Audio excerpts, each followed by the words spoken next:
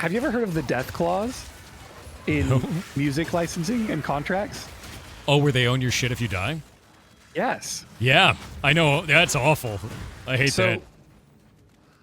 Apparently, in the music industry, if a music artist dies on these old like record label deals, if the artist died, the record label would get to own like an incredible amount of their work, their music, everything that they make, the merch sales, all of it forever.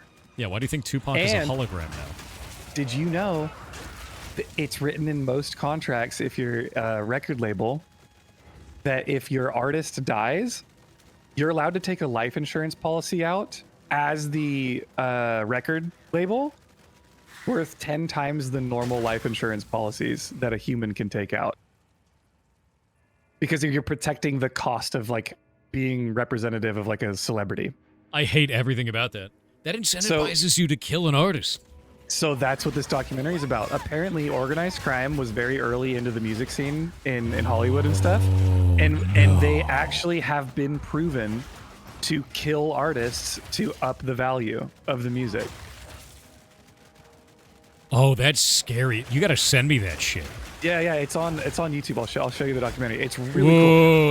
They even pull up like real court cases where people have gone to jail for doing hit jobs on musicians that were orchestrated by the mob to make, because there's a study that went out that was like after an artist dies, the value of that artist's music goes up by like 10% or 10 times or whatever.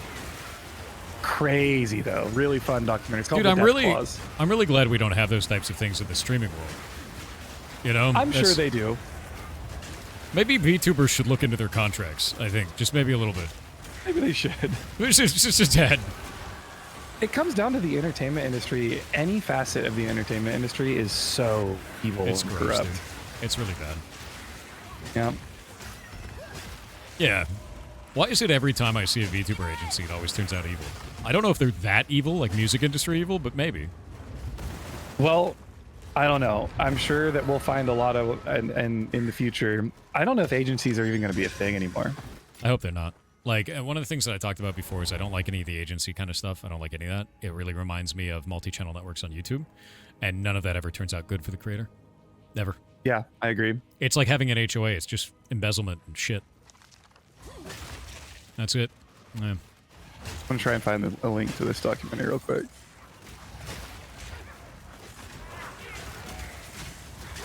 Yeah, I want to find that. Okay, so it's called The Music Industry's Darkest Secret. Link it. In chat.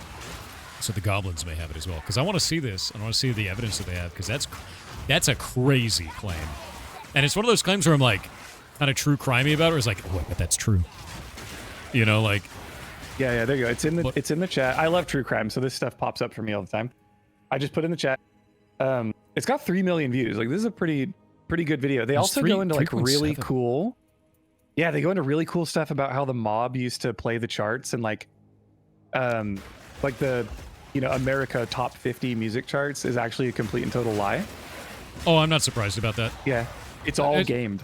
You know, that's actually a thing that's in games industry as well. Did you know that like a lot of the awards that you can get as a game developer are fake? Oh yeah. Yes. Awards are hella fake. Yeah, a lot of the awards are bullshit, and the way that they work is you actually have to pay money to be in the running. And if you don't pay that money up front, then you can't be in the running for the game. A lot of them are only like $50 to $100, even the really small ones that you barely have ever heard about.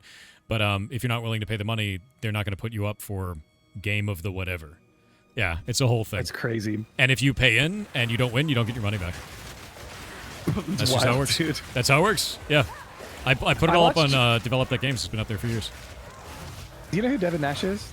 Yeah. I know him. I've talked to him before. It's a good dude. I watch a lot of his videos. And he posted one recently that was very interesting about how like he was kind of talking about like the view botting problem on Twitch. Almost just died. Yeah. Oh, yeah, don't die. No, I saw that recently. Yeah. It did shed a light that I found really interesting on the way contracts are currently written. If you will, let's say you're a streamer that's on a talent agency and you're doing like a charity event. Mm-hmm.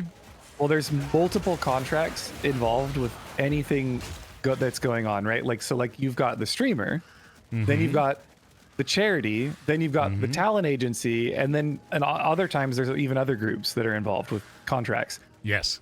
And those contracts are always 1-to-1, and they're never 1-to-1 to everybody else. Meaning? So the charity could be paying the streamer with a contract, and the talent agency could have no idea what the actual terms of that contract are. Correct. So then you get money moving from charity to streamer, from streamer to charity, but then that streamer usually has to pay out some to talent agency or vice versa. Or it's the other way around, where the charity's working with the talent agency, then they're disseminating that information to the streamers on the agency with no contract. Yep.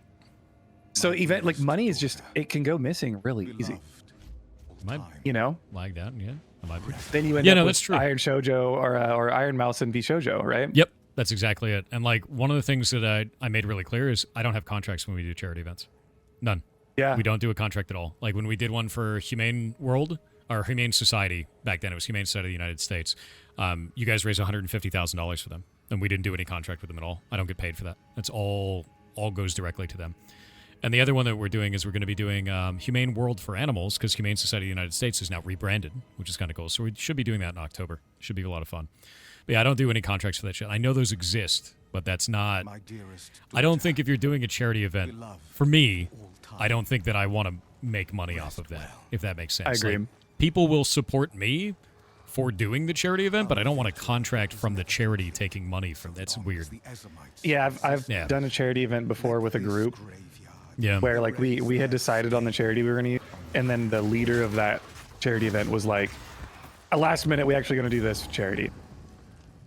And I was like, "But why are we changing the charity last minute?" And then I found out after the whole event that they were getting Omega paid out by the charity to choose that charity for the event. That's not okay. And I was like, that's slimy, man.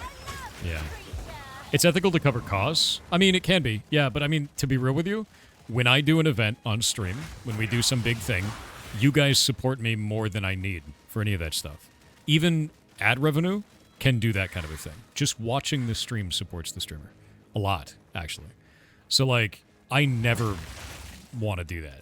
And that's my choice, right? The streamers should do whatever the hell they want, but I don't want to. Yeah, it's like that's kind of where I'm at too. Is I don't care what other people do, but I know what I want to do. Yep, 100%. But even I mean, charity is just an example. Like these contracts, they can be anything. It could be advertisers. It could be games that want, let's say a game dev reaches out to the talent agency. Yep. Well, they make a contract with the talent agency, and then they've got money switching over, but you don't know what. The streamers that are on that agency don't know what's going on. They just know they're getting paid X amount to do what that talent agency says. Not necessarily. So I work with a talent agency to do stuff for sponsorships for me, and I review every contract before we sign it.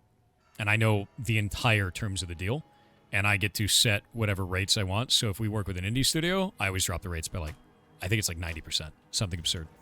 But do you think that you are the example of the rule, or do you think you're the exception to the rule? I think that's an exception. And the way that we worked it out when I first started working with this company was I said, I won't agree to anything unless you show it to me, and we're gonna agree it on two parties in writing.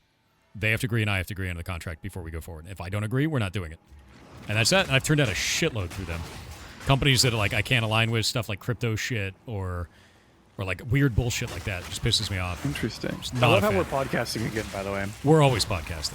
It's crazy. We should start a podcast. We probably should just start a podcast. And a cooking show. And a cooking show.